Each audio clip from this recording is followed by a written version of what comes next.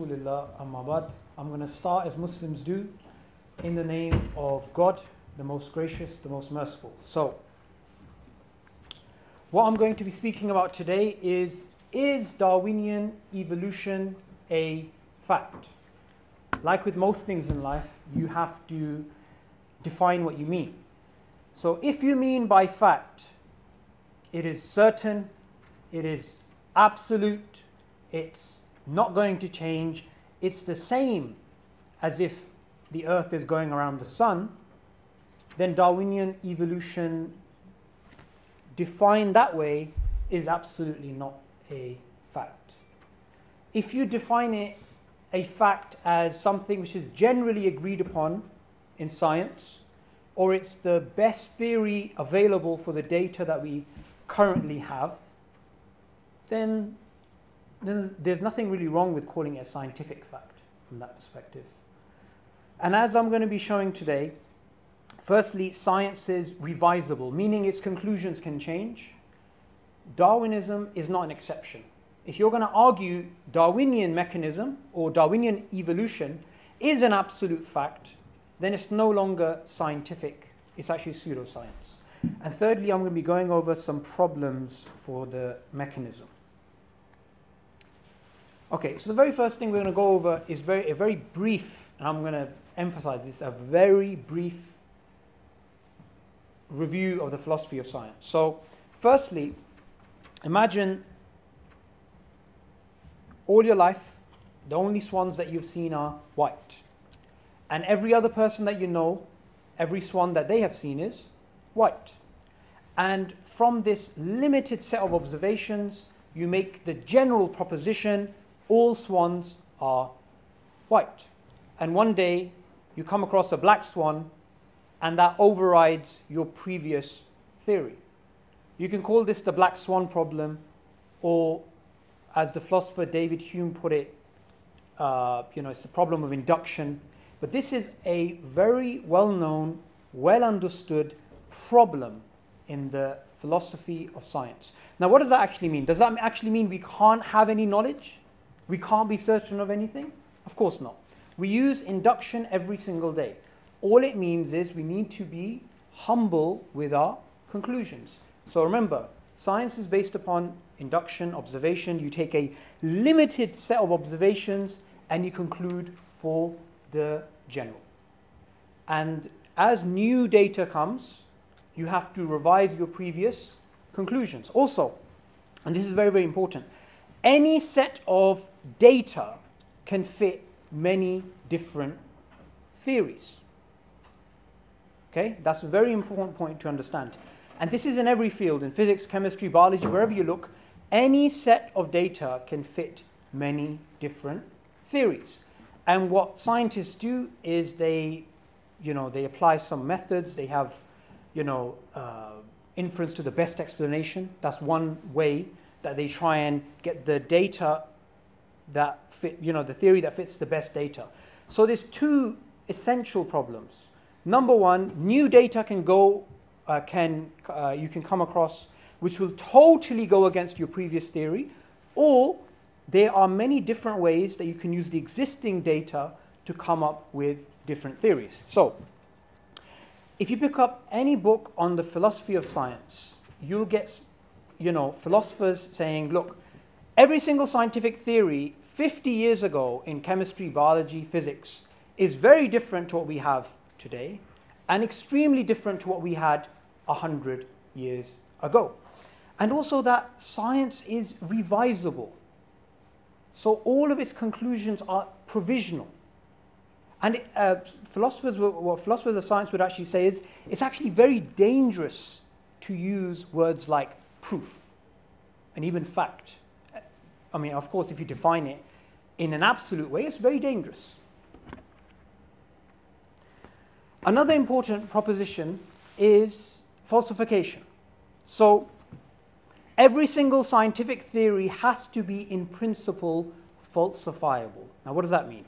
That means you should be able to conceive of some evidence that will go against it. Now, a very simple way to put it is the way Einstein put it. No amount of experimental results can ever prove my theory right, one can prove it wrong. So science doesn't technically prove, it disproves. Science has the best models for the data, and then you're going to come across some data which is going to go against your previous conclusion, and you're going to falsify it. Now this is, again, not a radical idea, not something which I just took out of my briefcase or whatever. This is a very well-known problem in the philosophy of science. I'm just going to mention a very crude way that people in popular culture look at science. They're like, how can you say science is uncertain when computers compute? If you base medicine on science, you cure people. If you design rockets based upon science, they go to the moon. So science works, and because it works, and because of all the benefits that we have, it's actually certain. Now this is actually a very silly argument. Just because something works doesn't mean it's certain. The reason why science works is because its conclusions are revisable, because its conclusions are provisional. Now, I'm just going to go over a simple example. Imagine this is your car, which I'm guessing, being students in Coventry University, that's highly unlikely. So this is your car, and you have some boosters. You have nitrogen boosters for your car, and you go really, really fast. Now, nitrogen was discovered using something known as the phlogiston theory, which was a theory in chemistry, which was very well accepted by scientists, by chemists. They called it a scientific fact. And later, we discovered phlogiston didn't actually exist. But this theory, even though it was very successful, it produced new data, it made predictions which came true, and it helped us discover nitrogen, it was actually false. So just because something works doesn't mean it is certain. Okay, this has stopped working, and that is maybe proof of my point. I think I'm going to have to press this. There we go.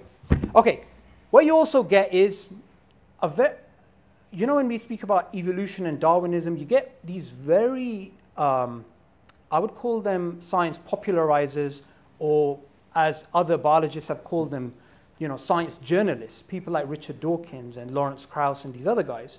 And they talk about science as if, there's a united community of scientists, and they are at the forefront, and they are the spokespeople for all these invisible scientists behind them.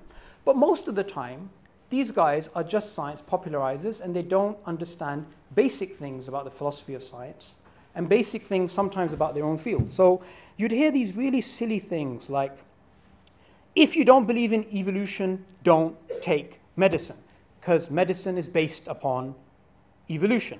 And an example of that is, bacteria evolving. Every couple of years we have to develop new forms of medicine, new antibiotics. Why? Because bacteria evolve and they become resistant to it, right? And you get superbugs. So they say, this is evolution, and medicine is based upon this, so if you don't believe in evolution, don't take medicine. Okay, there's quite a few problems with here. Number one, as I'm going to show later, there's a word game being played. It's bait and switch, right? Speaking about evolution in the same way that you speak about Darwinism, right?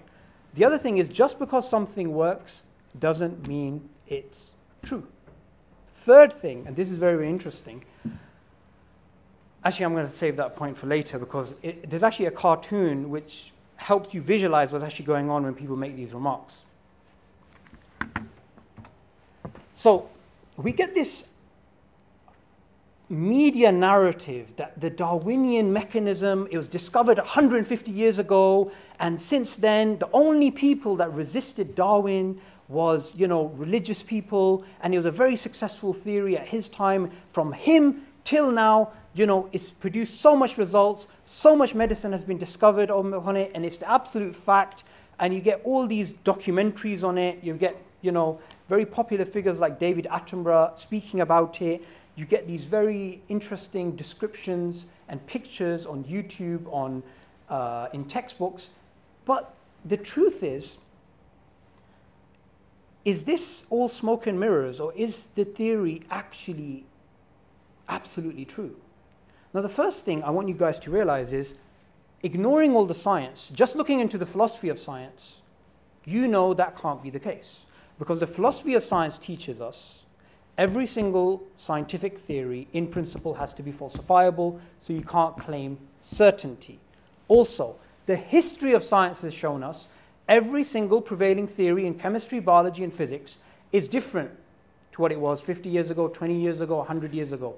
Why? Because of the problem of reduction, because of falsification, and because of the fact that data can fit many different theories. So when you hear something like, it's absolutely safe to say, if you meet someone who claims not to believe in evolution, that person is ignorant, stupid, or insane. Now, anybody like a very well-known person like Richard Dawkins, when he says that to you, or says that to the public, you would think this thing has to be true if he has that much proof. But as we're going to see later, even he acknowledges that, you know, it can change, it can modify. In fact, you can even get rid of it. And new data can come, and you can have, you know, a completely different theory of evolution. And the interesting thing is, there's a geneticist at Harvard, Richard Lewontin, and what he basically says is, in a lecture called DNA as Dogma, he says most of the medicine that we have today is not based on actual science. It's actually based on trial and error. So when you get past all the media narratives, when you get past all the science popularizers, the science journalists like Richard Dawkins, you actually get to see it's actually not as certain as people claim it is. So imagine you're in a lecture theatre like we are in right now, and you're listening to a lecturer, and the lecturer speaks about the fossil record, he speaks about you know, genetics, he speaks about DNA, he speaks about all these different topics, and he says the Darwinian mechanism is absolute truth, whoever denies it is an idiot, and he, you know, just goes on a rant about how Darwin was so successful. And you actually say, well, you know, I can accept it as a working model, but I think Darwinism is actually very speculative. I think it's based on a lot of assumptions, and I think there's actually disputes on the data that we actually have. And even the history of Darwinism, we had something known as the eclipse of Darwinism, you know, between Darwin's death and what's known as the modern synthesis. You know, a lot of biologists were ignoring natural selection as the main driving force of evolution. And you know, you basically emphasize these three terms, and I think these three terms are what I want to stick to today, and it makes a nice acronym as well, SAD. Speculation, assumptions, and disputes. Now, what do you think his reaction is going to be if you actually, at the end of a 3-hour lecture, when he goes over all this evidence for Darwinism, you turn around and you say, actually, it's very speculative, it's based on assumptions, and there's a lot of disputes on the data. You might hear something like, how dare you, or you're being anti-scientific. What's really interesting is, as I'm going to show, all of these things which I just said and the terms that I'm using are actually used by mainstream secular biologists. So here's the terms of engagement for, and I actually took this term from Jerry Fodor, the philosopher of science's book on what Darwin got wrong. What I found really interesting is whenever you find a philosopher, you know, arguing against a particular scientific theory, you wouldn't really find the philosopher, you know, begging or groveling in front of people and saying, you know, please don't hurt me. I'm an atheist just like you. I'm also carrying a atheist card. I'm a die-in-the-wool atheist, you know, and you write a chapter called Terms of Engagement before you actually challenge Darwin. I found that very interesting because it shows you the sort of social pressure which has been created around this theory. Why would a respectable academic, an atheist, a philosopher of science, have to write a chapter calming down neo-Darwinists before he actually argues against the theory? So, terms of engagement, nothing I'm going to say today is going to come from anyone who believes in intelligent design, creationism, whatever you want to call it, secular, mainstream. They believe in naturalism, so they believe in the naturalistic framework. They're not going to invoke any metaphysical entity to explain science. And what I'm going to be mentioning is going to be from peer-reviewed journals.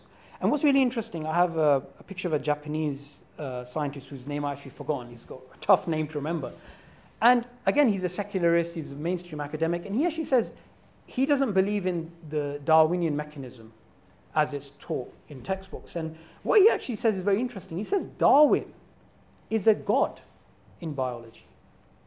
That's the kind of language that some secular academics are actually using when it comes to Darwin. So we're dealing with more than just the science here. You have a picture here of Lynn Sagan. She tried to publish her end symbiotic theory in the 1960s. She had to go through more than 10 peer-reviewed journals, and they all refused her. They refused to publish her work. And now her theory is taught in every single university in the world, including Coventry University, right? She's an atheist. She's a biologist. She doesn't believe in neo-Darwinism. She calls it a religion, right? That just goes to show you the pressure and the fact that there's some philosophical assumptions behind Darwinism, which you don't see in the documentaries, which you don't see on National Geographic, which you don't see in the textbooks. And interestingly enough, Thomas Huxley's grandson, Julian Huxley, in 1959, 100 years after the publication of The Origin of Species, he proclaimed Darwinism as a universal religion for mankind, right? So whether it's atheist biologists like Lynn Sagan, who are against the Darwinian mechanism, or it's people who are very important in the modern synthesis, like Julian Huxley, they both agree on one thing at least when it comes to Darwinism. It's definitely more than science. It is a philosophical worldview. Okay, now, because Jerry Fodor had to have his own terms of engagement, which I agreed with, he still got attacked. He got called a secular creationist. And because of that and other reasons, I actually have my own terms of engagement, which I've called the neo-Darwinian self-defense, right? So firstly, the claim that you get as soon as you challenge Darwinism as a mechanism is, oh, you're being anti-scientific. You're going to hear this all the time. You're being anti-scientific. That's actually not true, because science, all of its conclusions are provisional. You're not going to hear that from Richard Dawkins, obviously. You're probably going to hear that from a philosopher of science. And look, most people don't, they know of Richard Dawkins, they know of Jerry Coyne, they know of Lawrence Krauss, they know of these people, but they wouldn't know of, say, the senior editor of Nature, the biologist Henry Gee. He's an atheist as well. They wouldn't know him, even though in the field he's much more respected than someone like Dawkins would be. And even he agrees in his book, Misunderstandings of Human Evolution, that all scientific conclusions are provisional, they can be nothing else. So if someone claims you're being anti-scientific, remind them what science is. Bait and switch word games. You're going to hear this all the time. You want proof of evolution? You want proof that there's common ancestry between humans and apes? Well, look at Lenski's bacterial experiment. Look at the peppered moth examples of Ketwell. So you're going to get this bait and switch. They're speaking about something else, they're trying to prove something else, and they use language as they use manipulative language to actually prove their point. I was speaking to a biologist, a neo-Darwinist, and I basically said that there's a difference between the fact of evolution, if you want to call it, and the Darwinian mechanism. You know, it's not the same thing. And he said, technically, you're right. There's a difference between the fact of evolution and the Darwinian mechanism. But I use them interchangeably because they're pretty much the same thing. Now, that's a really interesting admission, and we're going to see later why.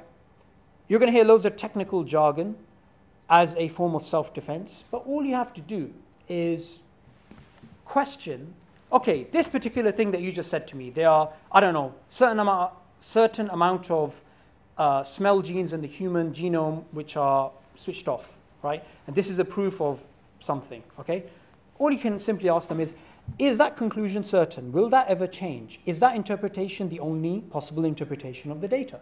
That's all you have to do. And everything that I'm saying today, I'm not coming up with any new scientific theory. I'm not giving my own views on anything. I'm just simply making a simple logical point. The philosophy of science teaches us every single scientific conclusion is provisional. Okay, you don't have a PhD. If you are going to question the neo-Darwinian mechanism, the first thing you're going to hear is, but you don't have a PhD, you're not a biologist. Okay, or you could simply say to them, okay, there's other people who have PhDs who are biologists, who are professors and so forth, who do think neo-Darwinism is nonsense, is a religion. Lynn Sagan, James Shapiro, loads of others. Well, not majority definitely don't. And the same biologist who I was speaking to, he said to me, for every one biologist you bring me that believes neo-Darwinism is wrong, I'll bring you 1,000 which believe it's true. What's wrong with that line of reasoning? Is science a democracy? Is it a numbers game? Is it a social construct? I've got this many scientists, therefore my theory is more correct than yours. That brings me on to the next point, which is consensus. Oh, there's a consensus on the Darwinian mechanism. Okay, assuming there is, assuming every single biologist that ever lived from the time of Darwin till today agreed the neo-Darwinian mechanism is correct and true. Does that mean it's certain? No, because of the philosophy of science, because of the history of science. And obviously there's not a consensus. You're going to hear, you don't understand science, but it works. Only religious people object. There's no naturalistic explanations, and so on and so on. And like I said previously, even though Richard Dawkins says, if you don't believe in Darwinism, you're either ignorant, stupid, or insane, he actually agrees in his book, A Devil's Chaplain, that, new data can come that we drop Darwinism or we modify it beyond recognition. But that's just a very small admission that he makes. So even he realizes, science can change. And remember, if you look at something from a very short period, it looks, it's true, it's not going to change. But if you look at science over a longer period, you'll find things always change.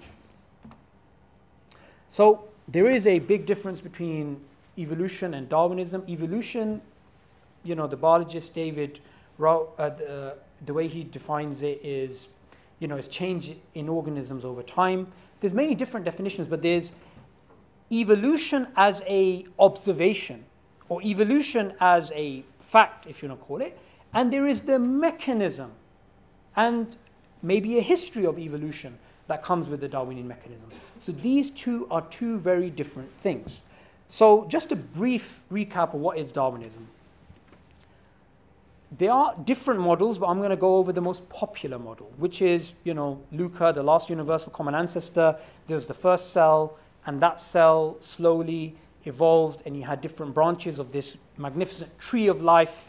And the driving force behind this evolution is variations which are being worked on by natural selection. You can call it mutations instead of variations, doesn't really make a difference. So that's basically it, and that accounts for all of the diversity of life as we know it. Bait and switch. So here's a very simple, two very simple pictures to understand bait and switch. Evolution is just a theory, like gravity. Okay. From what I've said now, evolution is an observation like gravity. There's nothing wrong with saying that. But gravity is an observation, and the theory to explain it is general relativity. Evolution is an observation, and the theory to explain it is the Darwinian mechanism, or the neo-Darwinian synthesis, whatever you want to call it. So these are two very different things. They have different epistemic weights. Of course they do. And you'll find something like this picture, sometimes deliberate, sometimes accidental, where someone might say, I see evolution happening in my lab. It's a fact. And he's talking about maybe something similar to Ketwell's, peppered moth example. And the child's thinking, oh, he sees, a small fish turning into a primate or something like that. Okay, I'm going to quickly go over some general biological problems for Darwinism. So the tree of life, according to the Origin of Species, was not a metaphor. It was a discovery. And this is another bait and switch that you're going to see neo-Darwinists use. When you speak about problems with the tree of life, they say, oh, that's actually a metaphor. It's not actually a discovery. It's not actually an observation. But to Darwin it was, and to most neo-Darwinists, it actually is. Now, horizontal gene transfer, something which was discovered in the 90s, this was something that really blurred out the tree idea in the minds of some biologists, even though most of them today still believe in the tree idea. The biologist Ford Doolittle, again another atheist, he published a paper, and I always hear this very ridiculous argument. Whoa, if you have a great argument against Darwinism, why don't you just publish in a peer-reviewed journal? And my answer is, well, why would I need to do that when Ford Doolittle and others have already done it? And the interesting thing is, most of the people who make this very ridiculous argument don't actually know the science. So what Ford basically concludes is the history of life cannot properly be represented as a tree. And together along with him, another atheist biologist, very well known for developing the field, is the biologist Carl Woese. We have the 3 domains of the tree of life, and he actually discovered the 3rd domain. And he describes life more like a web than a tree. And this again shows you the inductive nature of science. The tree of life may have been taught as a fact in documentaries, in textbooks. You might have learnt it as a fact when you were at school. Some biologists may still call it a fact. But as you can see, some biologists disagree because of new data, the problem of induction, the black swan example. We don't know what we don't know. It's not that we don't know something about something we know. It's the fact that we don't know something about what we don't know.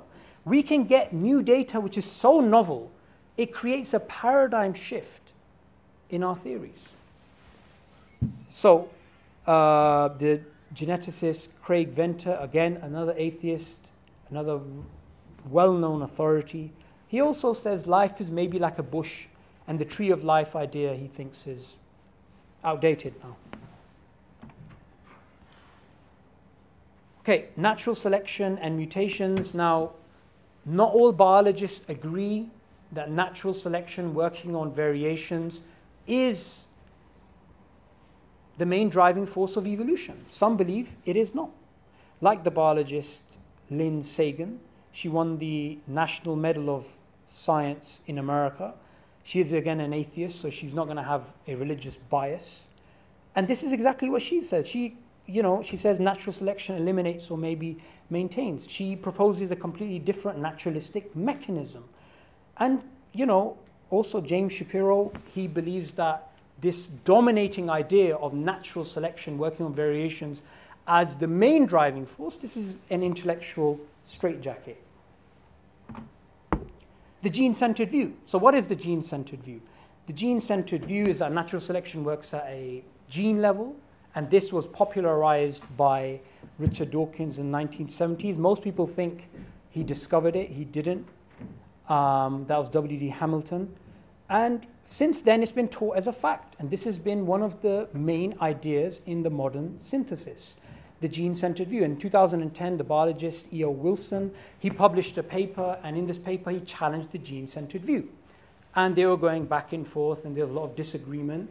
And E.O. Wilson, basically, his book was reviewed by Dawkins, and Dawkins basically said, these are all the biologists which agree with me, and, the multi-level selection idea of E.O. Wilson, it's not right, and so forth. And then E.O. Wilson said, well, the only disagreements I have is with real scientists, not journalists, right? So you have this back and forth, and according to some commentators in the field, the reputation of evolutionary biology here is at stake, because this is one of the central ideas. Now, I'm not going to make an argument for the gene-centered view is better than the multi-level selection or the other way around. All this example goes to show is there is an inductive nature of the science here. No matter how long the selfish gene idea or the gene-centered view idea was called a fact. The central dogma of molecular biology, as named by Francis Crick.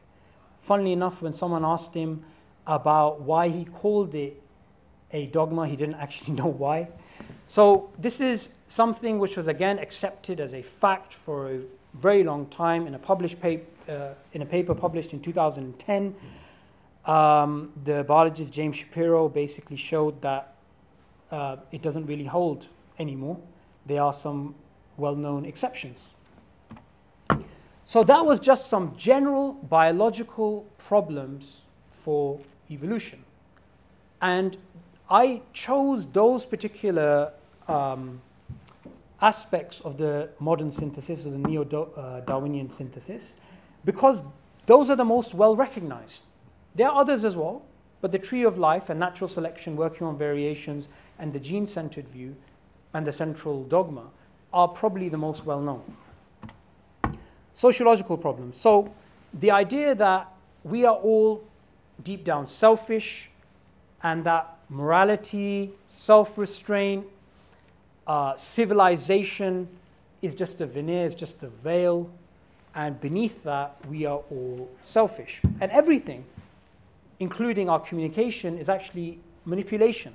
Manipulation for what end? When we mean selfishness, we don't just mean open-ended selfishness. We mean for your survival and reproduction, that every organism is out there for himself to survive and reproduce. And if that means at the cost of others, then so be it. We are deep down selfish. Now, there's some very visual problems with that. The very first thing is that we are, as human beings, kind.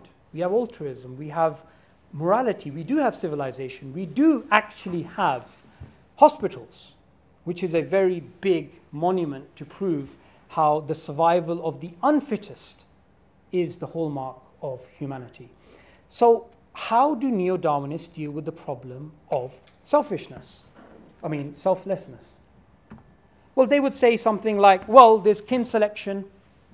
So I was reading in this book written by a very intelligent man who should know better about, this caveman. The caveman basically thinks to himself, well, I just found a tree here.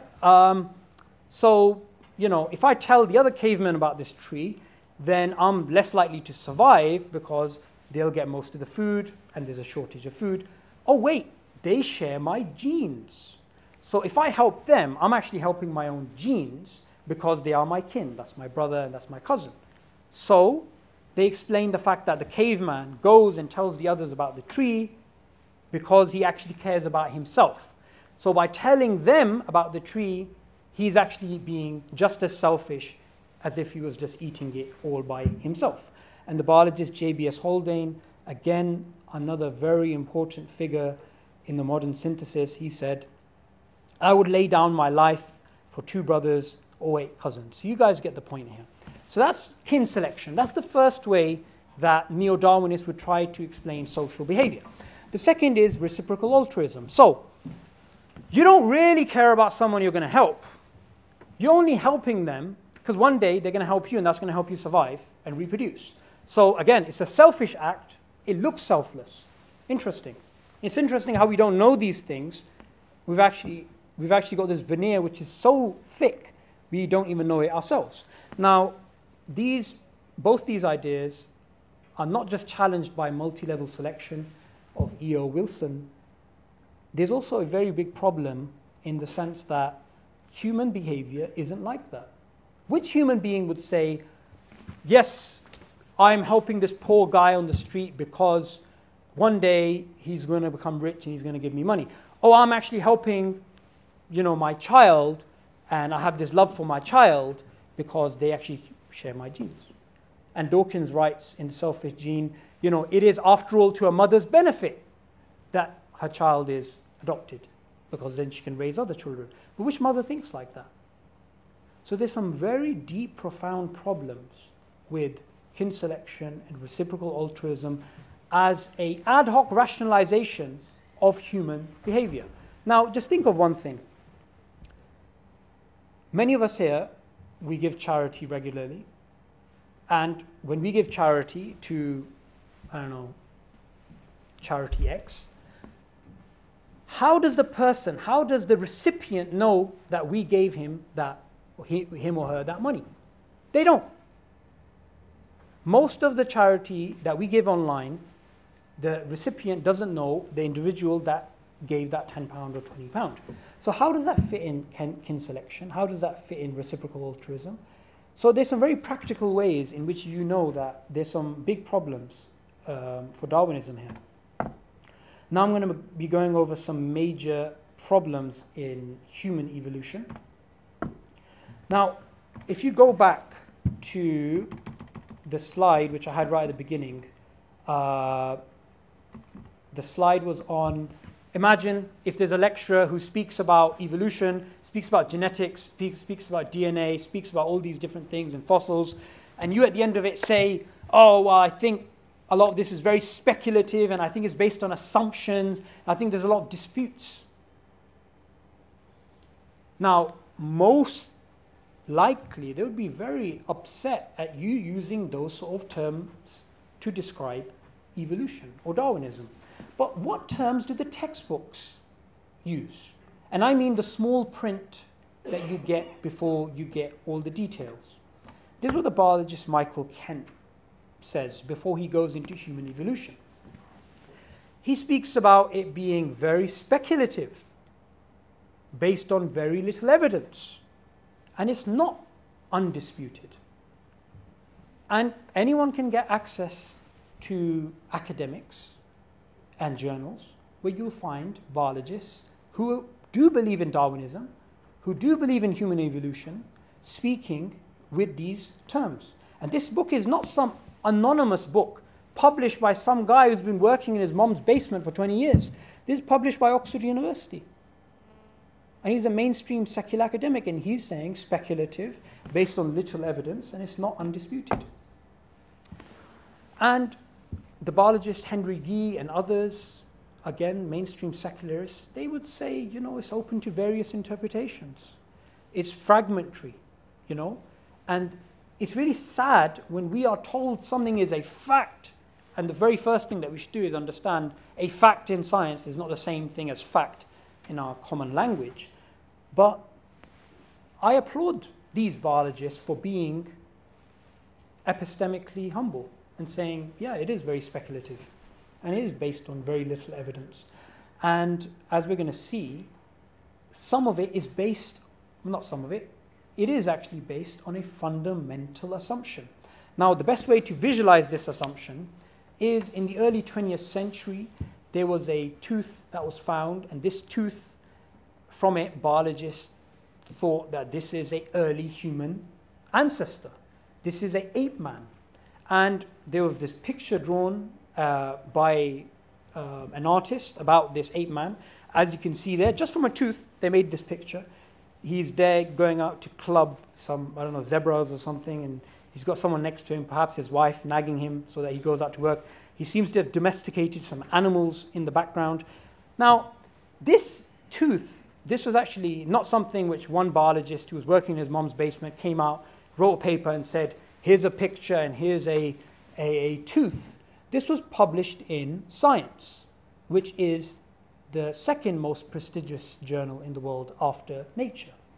So if someone says, oh, if you really believe something to be absolutely true, then get it peer-reviewed. Peer review is a beautiful process. It's a process that actually comes from the Islamic world, where the scientific method itself comes from, but it is not the absolute truth. Something being peer-reviewed means it's good science. It doesn't mean it's absolute, because nothing can be absolute in science. And this tooth, as some of you may know, was actually the tooth of a pig, which was mistakenly thought to be a human ancestor. Now, why did very intelligent biologists make up this huge story based upon this very little piece of evidence? And it's because of a fundamental assumption. And that fundamental assumption is that of naturalism. That every single thing that biologists study has naturalistic forces behind it, naturalistic factors behind it. the way Professor Gareth Nelson, again, another atheist biologist, well known, this is the way he puts it. We've got to have some ancestors. We'll pick those. Why? Because we know they have to be there, and these are the best candidates. Now, the really interesting thing is, the biologist Richard Lewontin from Harvard, he's again an atheist. He again, believes in naturalism. He was reviewing Richard Dawkins' book, The Blind Watchmaker. And, Richard Dawkins speaks about the evolution of the wing in the bat and, all these other things. And, Francis Crick said, save your soul and read this book, The Blind Watchmaker. And Richard Lewontin, being who he is, he basically said, these are just soul stories, They don't really have any basis. Yet in the same review, he actually made a very interesting admission. And that admission is that which Michael Ruse and other neo-Darwinists have actually admitted, which is that we are forced by our a priori assumption, meaning before experience assumption, that, there has to be only materialism, only material causes. And that is actually a very interesting admission, that they say materialism, naturalism, is absolute. So they can't accept that human beings or something else came in the history of the world without there being prior naturalistic causes. So it doesn't matter if there are no fossils. It doesn't matter if there is no evidence for evolution at all. Just based upon classification of species, something like the Darwinian mechanism has to be true as a matter of logic from a naturalistic point of view. And this is not something which I just made up. This is actually even an admission made by Henry Gee in his book, Misunderstandings of Human Evolution. He's the senior editor of Nature, and on, I believe page 32, he says, even Charles Darwin, he said, if there's no evidence for the Darwinian mechanism besides the classification of species, that's enough. And interestingly, the classification of species, how humans were put with primates and all this, this wasn't actually done by Darwin. This was done by a Linnaeus who believed in God. So he didn't look at all the similarities and say, therefore evolution is true. He believed in God and he believed in metaphysical causes. But if you already come to data with the baggage of naturalism, with the assumption of methodological naturalism, something like the Darwinian mechanism, the Darwinian history of life has to be true as a matter of logic. And the philosopher of science, Michael Ruse, he actually admitted to this.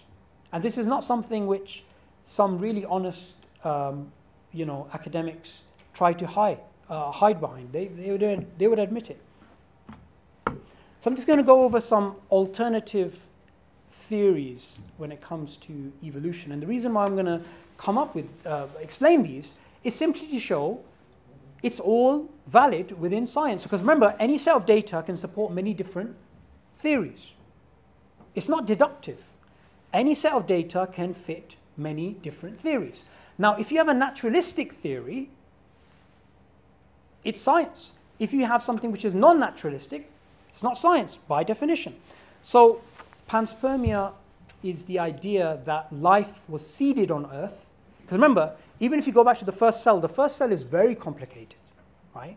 It's not something which you can say, oh, the first cell is just protoplasm. It's nothing really. It's actually something very complicated. So very intelligent biologists like Francis Crick, he proposed maybe life, evolved somewhere else and was seeded on Earth by, extraterrestrial beings, aliens perhaps. This is something which other biologists also think possible, right?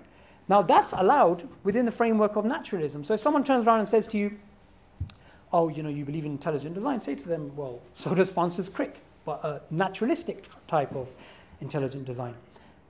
Then there's the aquatic ape theory put forth by the biologist Sir Alistair Hardy. And if you remember right in the beginning, I spoke about Darwinism as a philosophy and the social pressure behind it. The really interesting thing is this biologist, who didn't believe in God, he waited something like 30 years to publish his aquatic ape theory, or the waterside theory, which is a radical idea which challenged the conventional idea of human evolution. And the reason why he waited 30 years is because he thought he was going to get, mocked by his colleagues. And the social pressure in the scientific community forced him not to publish for 30 years. Now, when he finally published, they did mock him. And it was very difficult for him. And what he basically proposed is this. There's many different things about human beings which can't be explained if we just stick to the conventional theory that we have a common ancestor with the apes, which came down from the trees, slowly became bipedal. He believes we became bipedal as in walking on two in water. If you take a chimp, and by the way, I'm not endorsing this act, but if you take a chimp and you throw it in water, it's going to sink to the bottom like a brick. But if you put a human baby, it's going to swim. We have certain features which are very different to other primates. We have webbing. We're mostly hairless. So we have these features, and because of these features, he proposed the aquatic ape theory. Again, under naturalism, nothing wrong with believing human beings were mermaid-like things for maybe a couple of million years, a couple of 100,000 years. Then there's the pig-chimp hybrid theory, hypothesis put forth by the geneticist Eugene McCarthy. And what he basically says is this. He says, certain things about human beings do not make sense if we are purely linked to other primates. He believes there must have been some sort of breeding with a pig, between a pig and a chimp, and that created the human line. And his logic is, he has a few reasons he gives for this proposal, but the human heart is very similar to a pig. Gorillas, chimpanzees, they have a penis bone. Humans don't have a penis bone.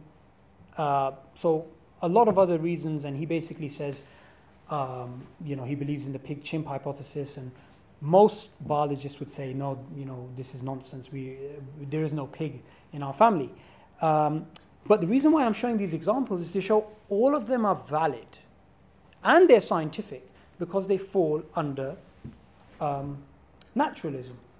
And Francis Crick put it in a very interesting way. He said, biologists must constantly keep in mind that what they see is not designed, but rather evolved. Now, the first thing I want to speak about is there's a thing which is always thrown around a lot, but there's not enough of them, apparently. It's actually fossils. Fossils are very rare, and fossilization is very rare. And when you get this picture of, we have these nice fossils which show a transition between an ape-like creature to a human-like creature, and we split from the other primates about 7 million years ago. Fossils are very, very rare. So for someone to make the claim that we have fossils and this proves evolution, they've misunderstood how rare fossils actually are.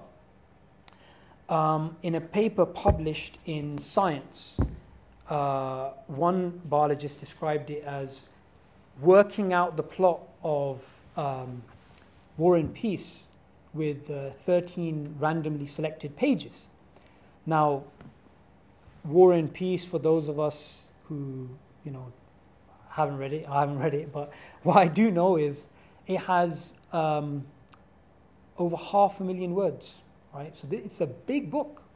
So that analogy goes to show you what problems there are when it comes to fossils and trying to put together a story using them. And this whole idea of a missing link, it's very popular. It's used by, even people who we sometimes consider to be mainstream scientists. But there's some big problems. If you imagine you get these very famous YouTube clips where somebody's taking a picture of themselves every single day for like 20 years, 15 years, you see a nice, gradual change and every single picture, if you imagine, is like a fossil. So you get a nice change over 10 years or 15 years, or in this case 2 years. And if you imagine those pictures that you have from which you make the video, if there's, I don't know, 2-3 days missing, maybe a week missing, you may call that the missing link.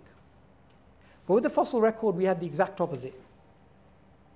We firstly do not know, and we can't say with percentage how many organisms or how many species there actually are. So the philosopher of biology, John Wilkins, another atheist secularist, he says, there could be potentially millions of missing species that we don't even know about. There could be, an indefinite number of missing branches. What we have is random snapshots. Between the time of, say, something like the Lucy-like ancestor and a anatomically modern human, us, there is a couple of million years. You'd need millions of fossils to make a nice transition. Now, we're not expecting neo-Darwinists to have that because fossilization is very rare. It's like, you could say it's like lightning hitting an area. But what's important is, if you are going to make a story based upon very little evidence and assumptions, and which is speculative, no problem. There's nothing wrong with doing that, as long as you are open about the fact that there are assumptions and it is very speculative.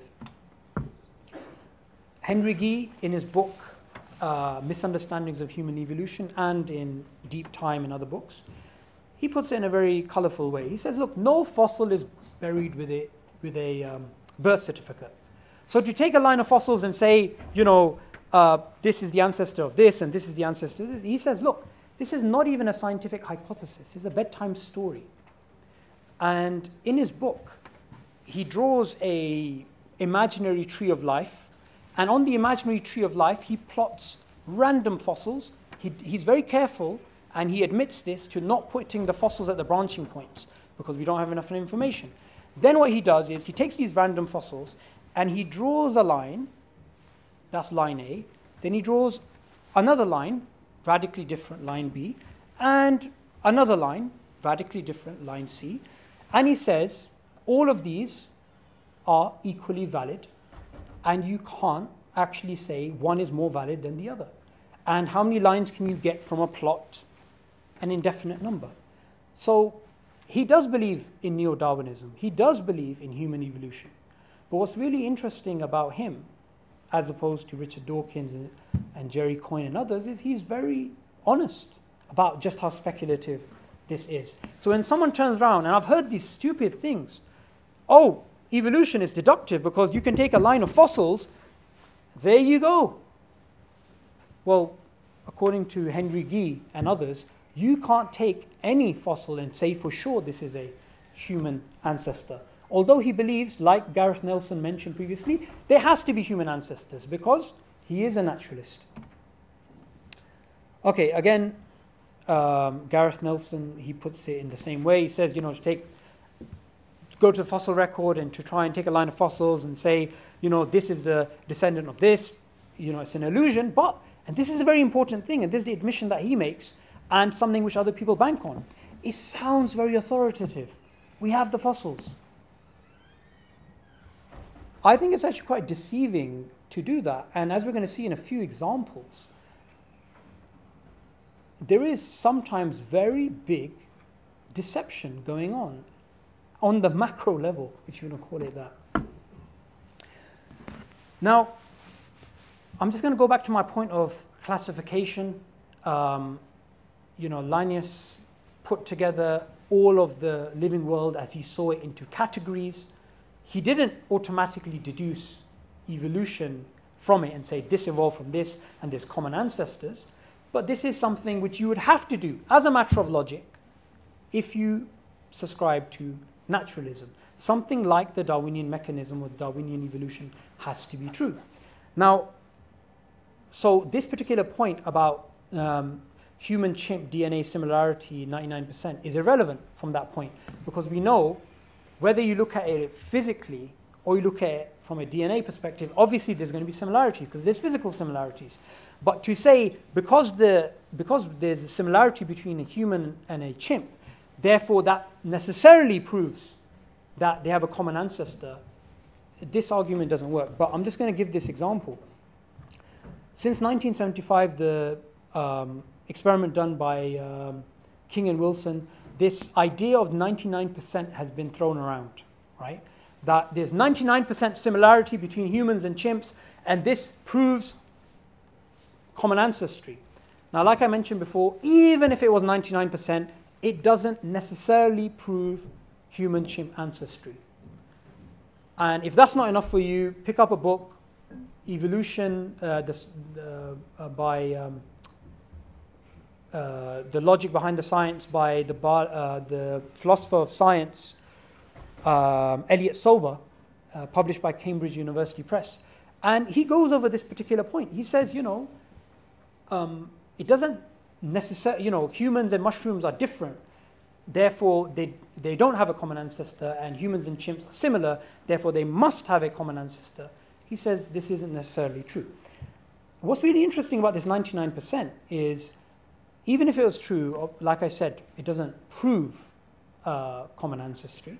What's really interesting is, in a paper published by John Cohen, and he cites other biologists, they basically say because of missing DNA, extra genes, altered connections in gene networks, and the very structure of chromosomes, it's actually very hard to work out humanness and chimpness. In fact, you can't even calculate properly a percentage difference between any two living organisms.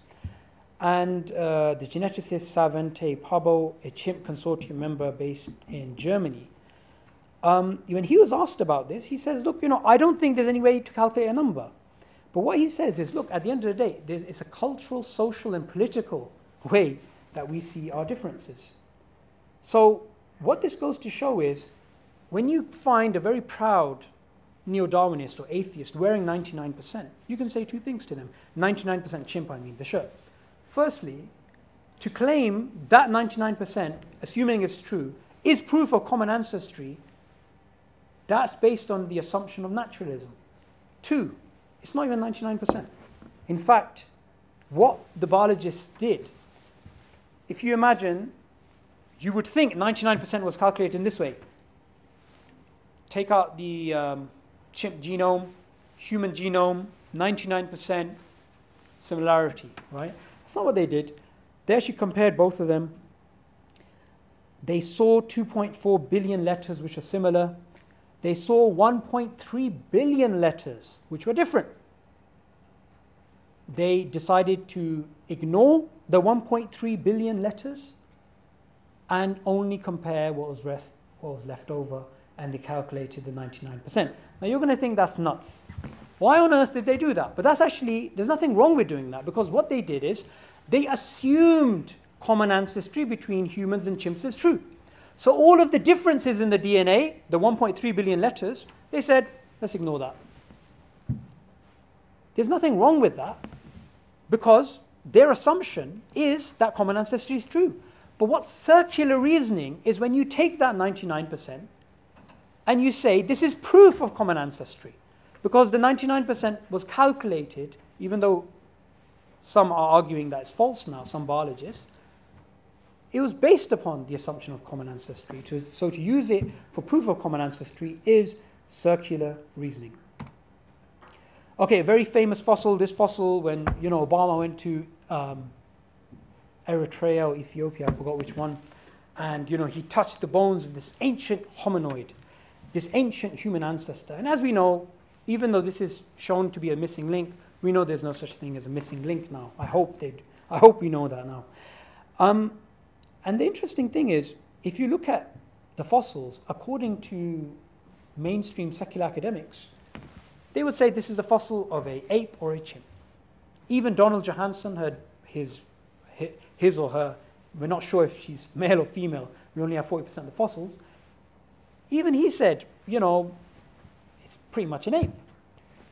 What's interesting about this fossil find is, according to the pelvis bone, some biologists have said it shows signs that this creature was bipedal, meaning walking on twos. Okay, does that mean it's definitely a human ancestor? Of course not, because we don't have the fossils in between. But assuming, let's ignore that. Assuming it was bipedal, and according to other biologists, we don't actually understand its motion. We can't say for sure. Some say it knuckle walked, some say it definitely wasn't bipedal, some say it was bipedal. But let's assume it's bipedal. We know of an ape that was discovered 10 million year old fossil in Italy, which was a fully bipedal, meaning walking on two legs ape. And paleontologists know this ape has nothing to do with human ancestry. So this very popular fossil, when you actually look at the science, is based on assumptions, and there's very little there. But like I mentioned right near the beginning, there is more with Darwinism than the science. And this is admitted by the critics of Darwinism and also the proponents of Darwinism. Now look at the feet of this representation of Lucy. Those are very human-like feet. Chimps have opposable thumbs. That's why they can peel bananas using their feet. But those feet look very human-like. Can you see the feet in the fossils? They're not there. Her hands are not long and curved fingers like a chimp would have, like an ape would have. It's actually very human-like hands, small hands. Can you see the hands in the fossil? Now, you may think, okay, those are irrelevant points, okay? Because we know it's not a human ancestor for sure because of all the other reasons, methodological naturalism, we don't have the fossils and so forth. But the reason why I'm pointing this out is what I mentioned in the beginning. We're dealing with more than science here. We're dealing with a philosophical worldview as well, intertwined. I have absolutely no problem with the science. I'm happy to accept Darwinian mechanism as a working model. I don't really have an issue with that, and I don't think anyone should have an issue with that. I have an issue, and likewise philosophers of science have an issue when you claim certainty on an idea, and when you're not honest about the assumptions behind it, and the fact that there is actually a lot of philosophy involved. 2009, this very famous fossil, Ida. This was shown all over the world. There was books on this. There was documentaries on this. This came on the History Channel. It came on many different channels, and it was translated into different languages. Google 2009 put this famous fossil Ida on its front page, and just for the sake of amusement, I put Ida fossil in Google, and it is the most famous fossil you can imagine. Almost 500,000 hits on this fossil. The paleontologist John Hurm, he said about this fossil, it's the scientific equivalent of the Holy Grail. It's going to be taught in the textbooks for the next 100 years. David Attenborough said, it's not a matter of imagination. It's not a matter of suggestions. It's fact. It's true. This is a human ancestor. And after all the press,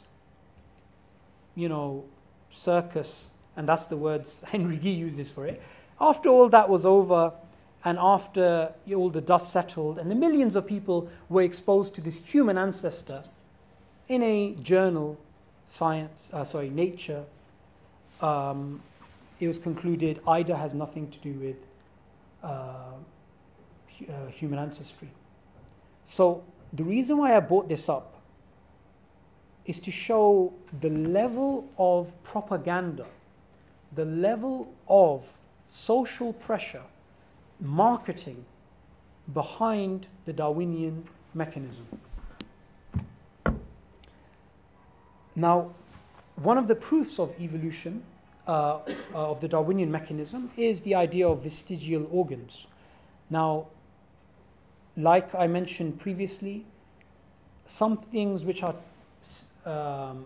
put forth as fact, like all biologists have consensus on these things, this is not necessarily the case. One of the things that we hear a lot is the coccyx, it's a vestigial organ, it's absolutely useless, you don't need it. Well, I would say, okay, fine. If you believe the coccyx is a absolutely useless organ, take it out. I'll take you to the monument of the survival of the unfittest. I'll take you to the hospital. I'll pay for it. Get it removed. Have a seat. If you're not willing to put your back side online with an argument, then don't open your mouth. If you believe this to be a vestigial organ, take it out. You'll find you won't be able to sit down. This does actually have some function. Now, I'm not saying that the people who propose this idea of vestigial organs are all mad or something, right? All I'm going to show is that there are some fundamental assumptions behind this, and because of those assumptions you have this confirmation bias, and whatever you see you really believe this is evidence. The appendix is often cited as a vestigial, and maybe it can be. Charles Darwin in his book, he spoke about it being a vestigial organ, but just a few years ago, the appendix in a paper that was published, they were explaining about appendix basically flushing the system with good bacteria. So it does have some function. Now they may say, well, goosebumps, there's another thing. No problem. All this goes to show you is the inductive nature of science. And a biologist, Stephen Scadding, he basically, even though he does believe in the Darwinian mechanism, he doesn't believe vestigial organs to be any special evidence of Darwinism. Now what's really interesting is, look, the main thing you can take away from this slide, on the very least, when it comes to vestigial organs, is it's not a sealed deal the way that it's actually taught. A very interesting example of the inductive nature of science is the idea that most of the human genome is junk. Now, Francis Crick was very adamant about most of the genome being junk, and he said, you shouldn't even obsessively hunt for its function. Now, I don't have a problem when biologists say most of the human genome is junk, and I wouldn't really ever had a problem with Francis Crick saying that. All I would add is, maybe you'll discover something in the future which will go to show what you consider junk may not be actually junk. Remember, there's many different interpretations of the same data. The philosopher Darwinist Philip Kitcher, the way he put it is, a lot of the DNA in there is not needed, it's junk. If it's intelligently designed, then God needs to go back to school. Now this is where it's getting dangerous, because you're taking a scientific idea, and science is based on induction and its conclusions can change, and you're using that to make theological points. Do we go to philosophers of science and biologists to learn about theology, metaphysics? Why is it in the most prestigious journal in the world, Nature, David Hull, he writes about the God of the evolution, and he speaks about so much suffering and evil in the world. If you're reading that article, you would expect to go to a journal and read about biology. We don't go to biologists for metaphysical implications. Who does that? What's really interesting about this idea of 97% of the human genome being junk, besides being used, for so long as an absolute fact, recently, in the last couple of years, in the studies that were published by the Encyclopedia of DNA Elements, this study, basically what they were saying was most of the genome is not junk. In a book published by the biologist Nessa Carey last year, she also speaks about, that we now know that some of this stuff can have very big impact. So my basic point, if you don't remember anything from today, is anything that's shown as a scientific fact, remember, scientific facts can change. They're based on induction. So don't take a scientific fact and make theological, metaphysical, absolute implications of that. So what's basically going on in biology? According to the biologist Michael Rose, in an article about what Darwin got wrong or something like this, he basically said, look, the complexity of biology is similar to quantum mechanics, right?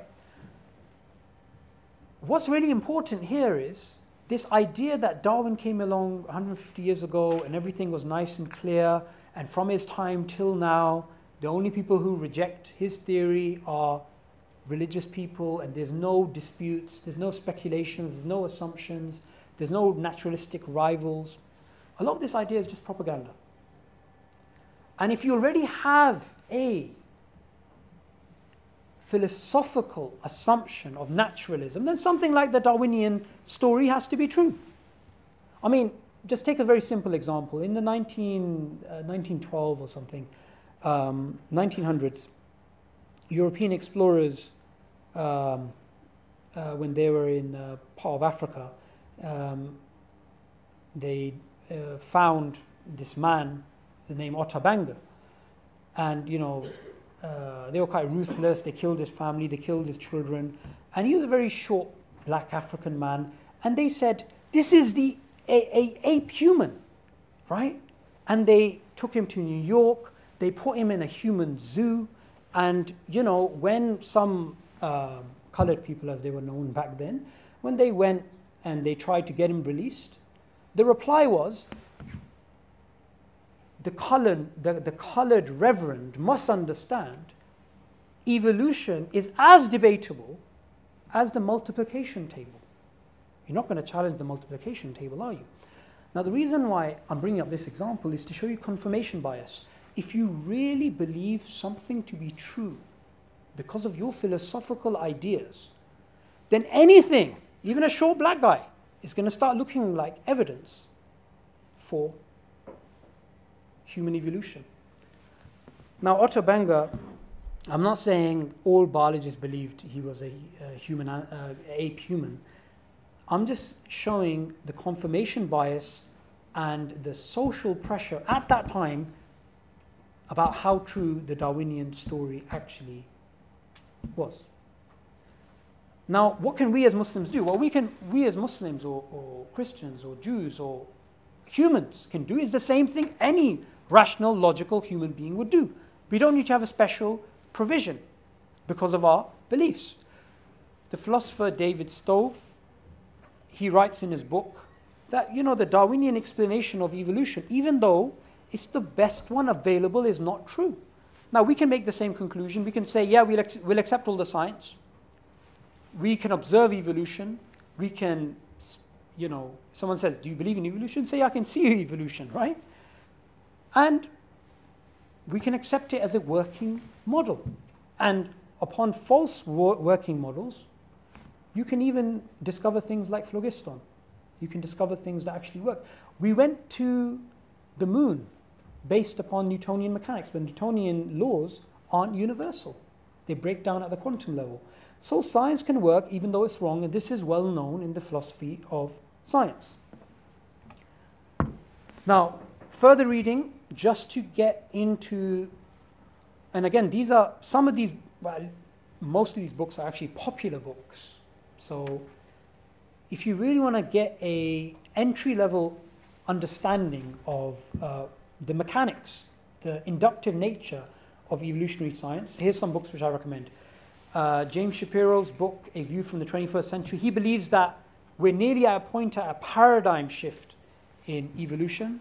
Evolution, the extended synthesis, this is a spin on the modern synthesis of the 1930s, and I believe something like 12 academics in this book, they basically go over ideas that don't fit within the neo-Darwinian synthesis. Lynn Sagan's Acquiring Genomes, a Theory of the Origin of Species, she believes in a different mechanism of evolution. Then there is Darwinian Fairy Tales by the philosopher of science David Stove. He speaks about the issues from a sociological point of view, the epigenetics revolution. We used to think you couldn't inherit acquired characteristics, but now there is a almost resurrection of a type of Lamarckism. And What Darwin Got Wrong by Jerry Fodor and Massimo Patimi Palmari, and The Accidental Species by Henry Yee. Now, what's so important about all these books is they're not written by religious people, they're written by mainstream secular academics who are atheists, and they're respected within their fields. If you don't think that science is revisable and that you're doubting whether the evolutionary biology is an inductive field, just have a read of those books. So my main points, which I mentioned right at the beginning: science is revisable, meaning all of its conclusions can change. The Darwinian mechanism is not an exception, and I went over some of the problems for Darwinism. Now, someone may turn around and say, yeah, but this particular problem that you mentioned about epigenetics or junk DNA or fossils or whatever, you could say every single point that I made there, in terms of biology and sociology and all the rest, new data can come that even that stuff can change. So everything that I said in terms of biology can be wrong. What does that mean? It doesn't change the argument, because the argument I'm making today is just a very simple logical argument. Science is revisable. Darwinism is not an exception. Now, if you're going to claim it's an exception, you're making it into pseudoscience. You're making it into, Freudian psychoanalysis. If there are no problems for the Darwinian mechanism, let's assume there's no problems for the Darwinian mechanism at all. From the time of Darwin till now, we've had a nice smooth ride. There was no eclipse of Darwinism. There are no biologists like Richard Goldschmidt and people who come up with theories like hopeful monsters, and there was no disagreement in the biological community. Everyone believed in the Darwinian mechanism. Say this is the way history was. Does that change the logic of the argument? It doesn't. Science is revisable, and the Darwinian mechanism is not an exception. So just to summarize, if you take an orthodox understanding of the beginning of life, creation, as a Muslim, of course there's going to be a conflict between that and neo-Darwinism. But you can accept it as a working model, because we have reasons to believe in science, but we know that scientific conclusions can change. We have reasons to believe in the Quran, independent reasons. So if there's a conflict between the two, we'll go with what's certain, which is the Quran. Now, that doesn't mean you discard science or its conclusions, but you understand the reason why science is powerful, the reason why it works, and the reason why it's changed the world is not what very ridiculous statements which come out of the mouths of people who should know better, that science gives absolute truth and you're an idiot if you don't accept Darwinism. It's because scientific conclusions can change. If Einstein was told, no, you can't come up with your special theory of relativity, no, you can't come up with general theory of relativity because Newton was right and it's worked for 250 years, where would physics be now? We know that the history of science shows all scientific conclusions can change, and the philosophy of science shows why. And like I mentioned right near the beginning, and I gave some reasons for that, Darwinism is much more than a scientific theory or a model for some people. Therefore, the way I think about it is this: you can call it a atheistic creation story, because there is a creator, an unseen creator, working behind the scenes, an unseen blind watchmaker. And like Dawkins said, it's an intellect. Darwin allowed atheists to be intellectually satisfied. So if you get this very emotional reaction when you speak about Darwinism, you can understand why, because that's their worldview. What we as Muslims should do is just engage with them and explain that, science can change, and you need to understand that just because something works doesn't mean it's absolutely true. So just to summarize, I started with the name of